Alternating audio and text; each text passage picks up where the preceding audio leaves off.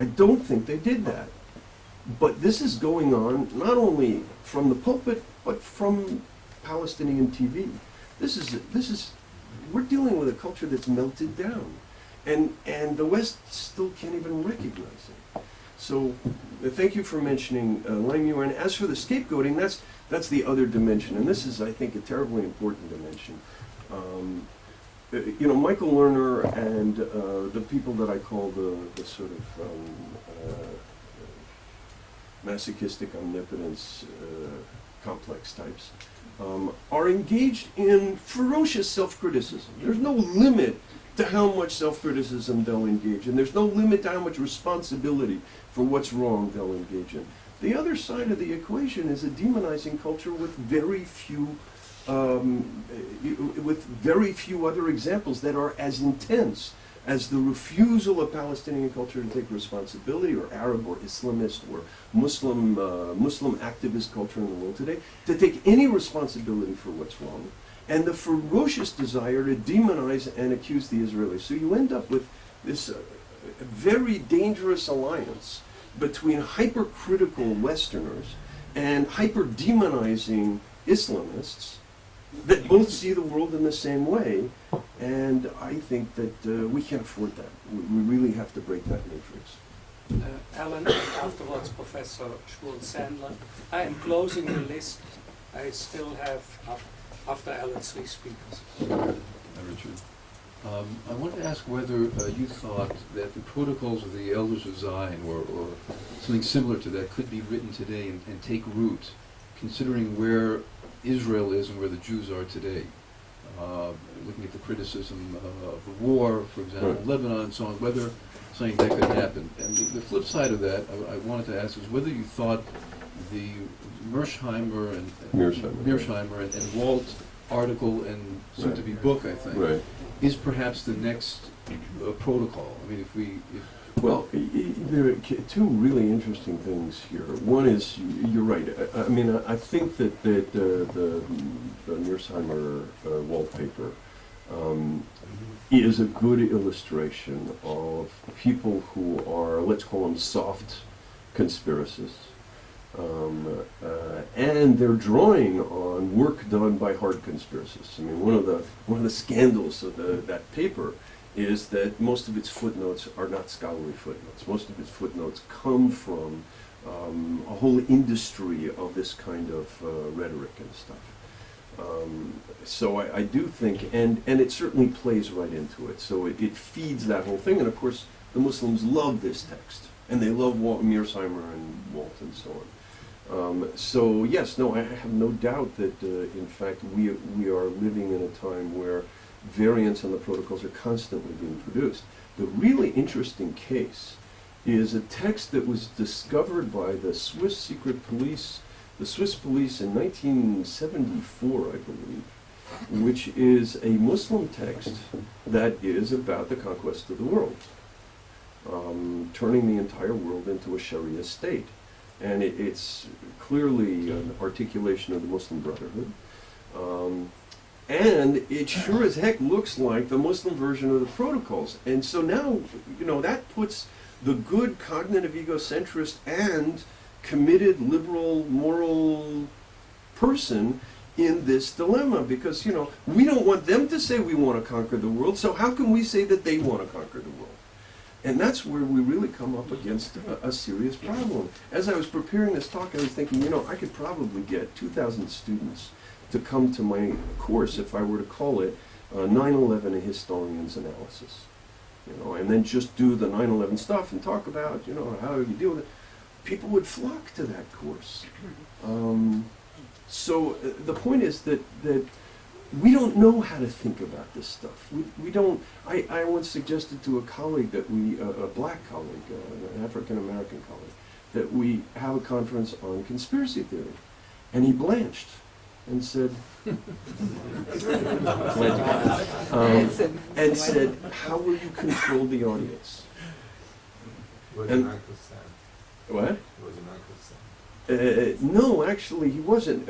Okay, so another guy, I'm on a panel with him, and it's a panel on apocalyptic dimensions of rap music. It made me more celebrated in my university. For years, students were coming in and, weren't you on the panel with Brad?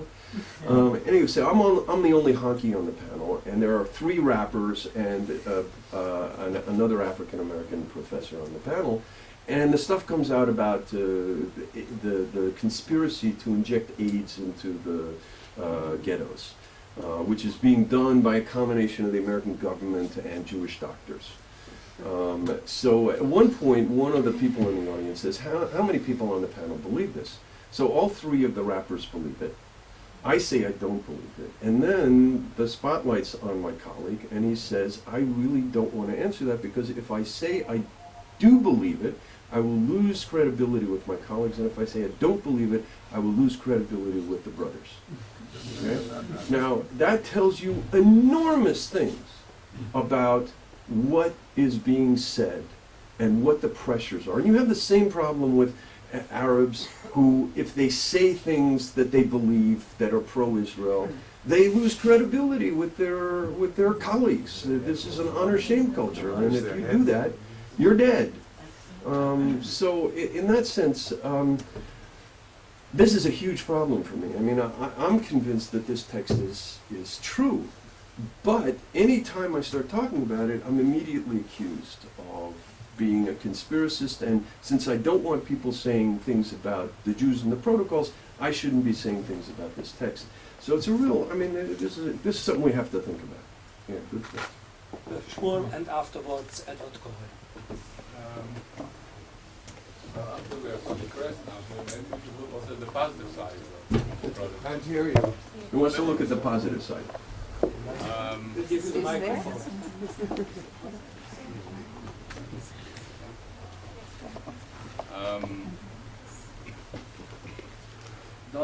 To a certain extent, I agree. To a certain extent, didn't the protocols help us?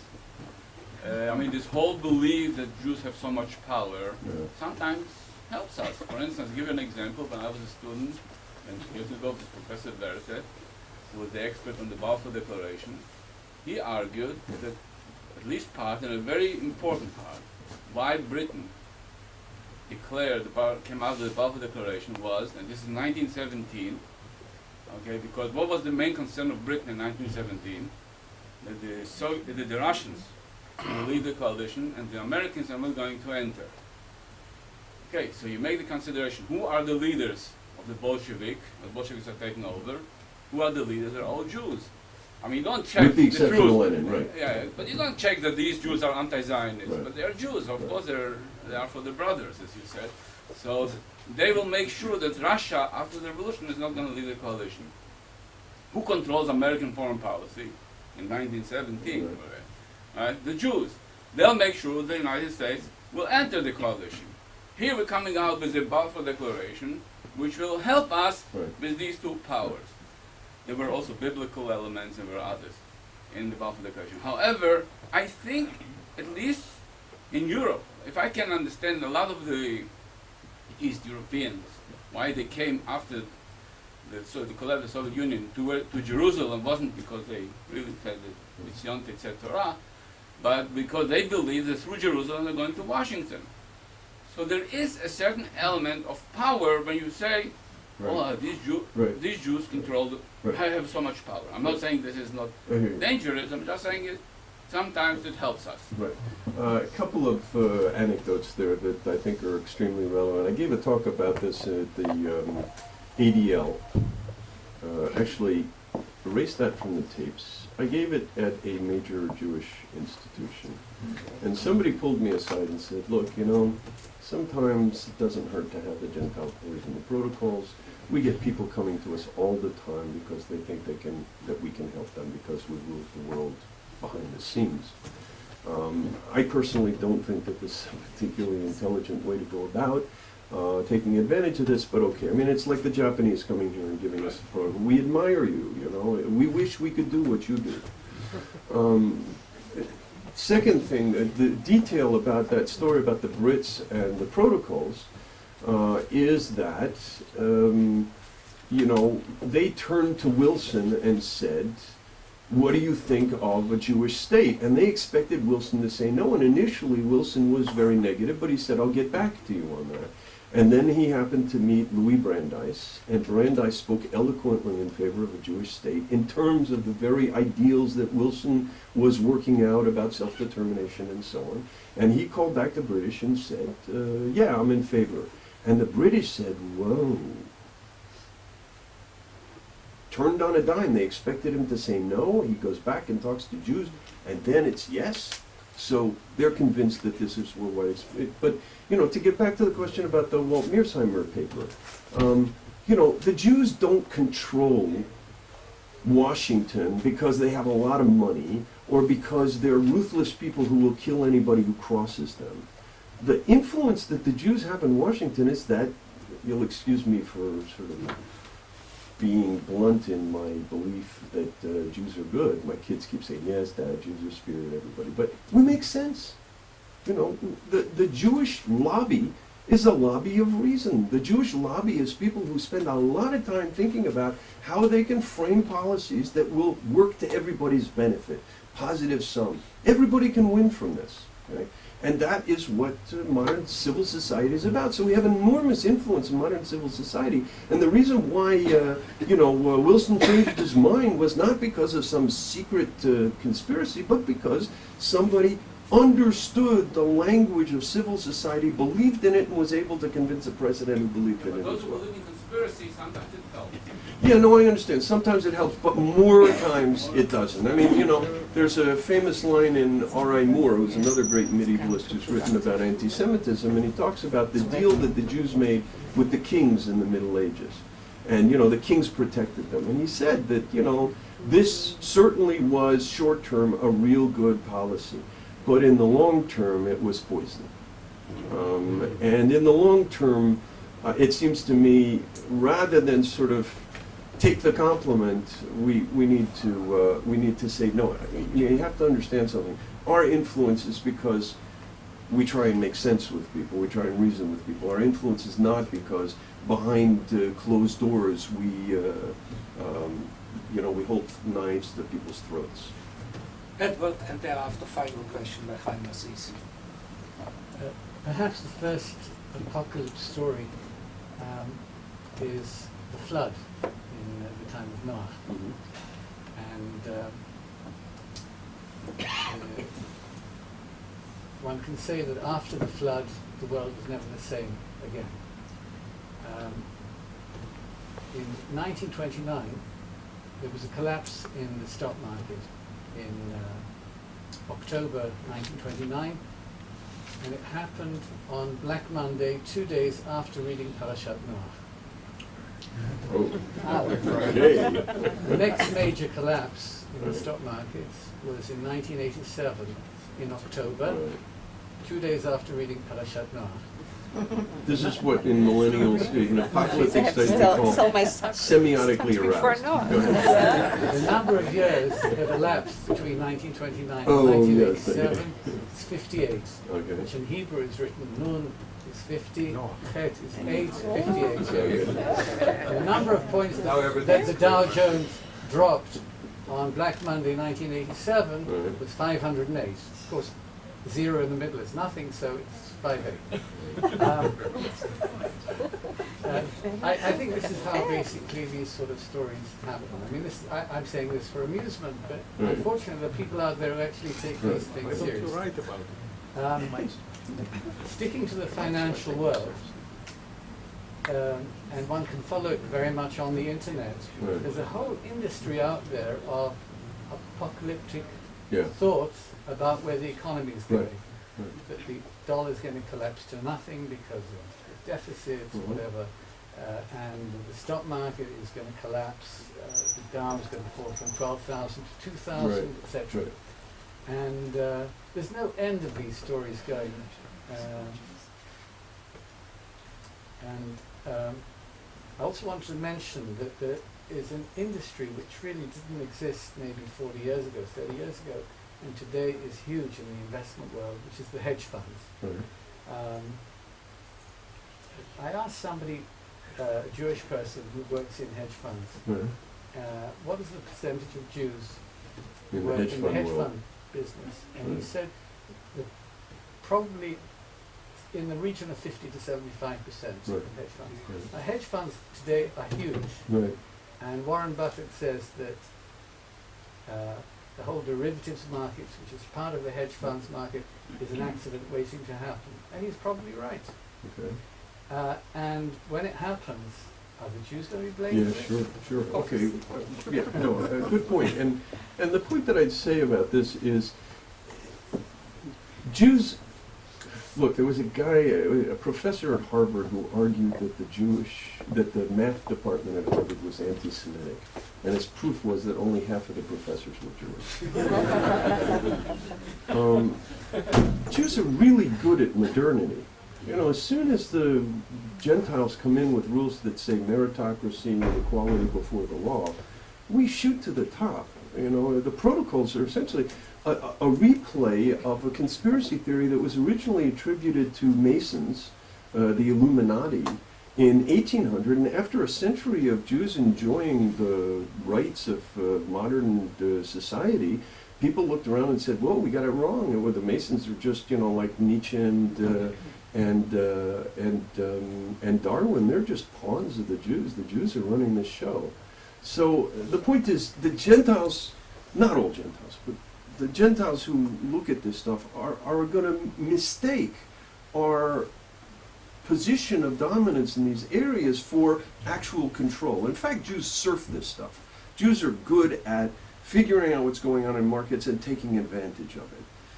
The Rothschilds are a really good example of that. But that doesn't mean that we control things. It just means that we're good at reading stuff and making these kinds of decisions. So, yes, if there's a crash in the markets, you can be guaranteed that the Jews are going to be held responsible. What? Yeah, in Russia. Actually, there's a very interesting book out right now. I forget her name. She's a Chinese woman. And it's a book about these sort of economically empowered minorities. And in Russia, you've got, you know, out of the 8 most wealthy people in Russia since 1989, 7 of them are Jewish. It's staggering. It's absolutely staggering, and it's hard to understand, particularly from the outside. So yeah, there's a real problem with this, and I honestly, you know, is this my last question, or is there No, one there's more? one more. Okay. Chaim asked. Right. Okay. Go ahead. Maybe I should ask this question next time with the next speaker about the legal consequences of the Holocaust. But were there any attempts to adopt a law to forbid the publication of the protocols? Because recently, writers, thinkers, politicians were brought to court in Europe because they have just negated the Holocaust. Right. Maybe this book is more dangerous, I mean, if you study. Yeah. That's one question. The second is that we've been focusing for 90 years on this book. In the meantime, there were books much more dangerous, like Mein Kampf and many other Arab or recently I've seen in Turkish and Persian books much more dangerous, which are published and distributed all over Europe. Mein Kampf is still published almost every year. So could we do something legal? Should the Jewish communities try to do something legal about it? First of all, I think if you tried to outlaw the protocols of the elders of Zion, you would be stunned at how many people would say you really can't do that because people have a right to believe it's true. So I think outlawing the protocols is not possible. And, you know, I mean, my big disagreement with most of the people that I talk to about Hezbollah is that they say we have to learn from the Arabs, we have to keep repeating the same simple message and so on and so forth because the public is stupid and needs to be manipulated. And my point is if we don't get smarter, we're dead. So I really think that we need education and not legal efforts. I mean, there could be legal efforts in relationship, but I think we need to, we really have to focus on educating people about this and getting them to develop a resistance to this kind of conspiracy thinking, rather than to say, no, you can't have access to that book. Because that just is going to increase the argument about the Jews are trying to control. They don't want people to see what they're really up to. The second point is, the reason why this is more dangerous than Mein Kampf is that this is about what the Jews really think. It's one thing to have Hitler tell you the Jews want to control the world, but when you get to see the Jews behind the scenes talking about the Gentiles, then it's much more convincing. So, you know, all the subsequent stuff, whether it's Mein Kampf or the blood libels or the stuff that's coming out of the Arab world today, which is more vicious, is grounded first in this text. This text is the sine qua non. You know, in the same way that I could say to you, nobody who knows the time doesn't also know the date. Nobody who has read Mein Kampf doesn't also know the contents of the protocols of the elders of Zion. So that's a real problem. You know, let me end with an interesting. One question. Yeah. Do we know? Do we have any suspicion who wrote it? Yeah. We know who wrote it. We know what text he Who's the used. person? Yeah, we know what text he used and so on. It was a guy who was hired by the Russian secret police. He was a Russian aristocrat living in Paris. We know which books he cribbed from, including the dialogue in Hell between Machiavelli and Montesquieu, which he cribbed heavily from, you know, which has nothing to do with Jews. It's that sort of pre-1900 Illuminati conspiracy thinking and so on. So, yeah, we know, historically we can date it. It's right at the height of, or towards the end of the Dreyfus Affair. You know, you've got Dreyfus Affair, Herzl, Protocols of the Elders of Zion, all at that same moment. So let me just conclude with a reflection that I think really shows the dilemma that we're in.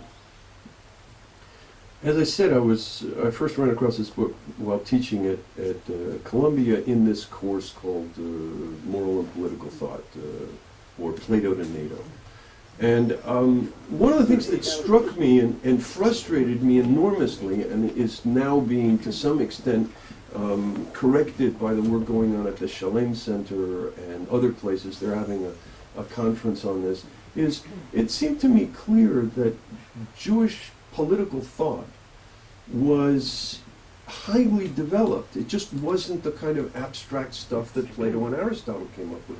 But the Bible is a political document, and it's a profoundly demotic, not democratic but demotic, that believes in moral autonomy for commoners, access to the text for commoners, the dignity of manual labor, equality before the law. So, you know, I'm trying to convince my colleagues.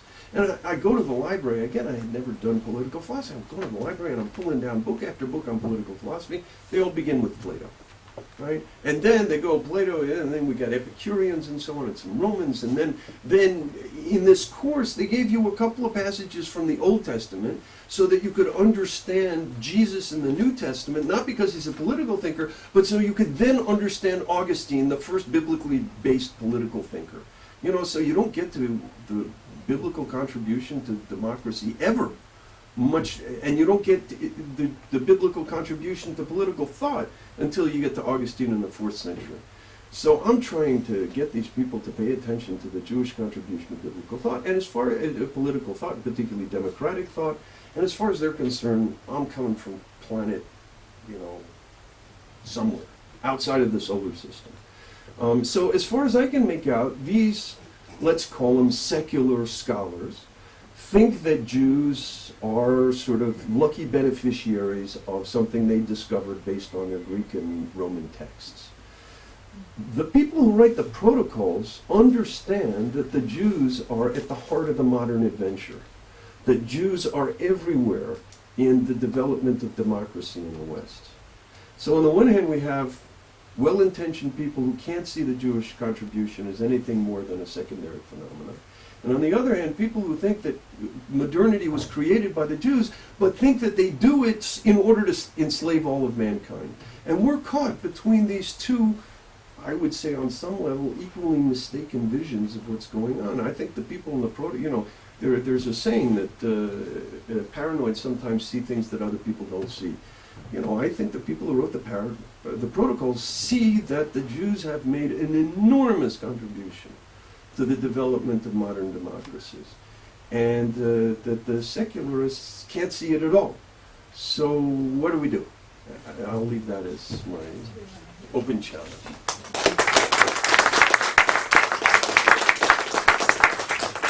Thank you very, very much, Richard, for a very, very deep and enlightening lecture. We hope to see you all on the 27th with Michael Basler here.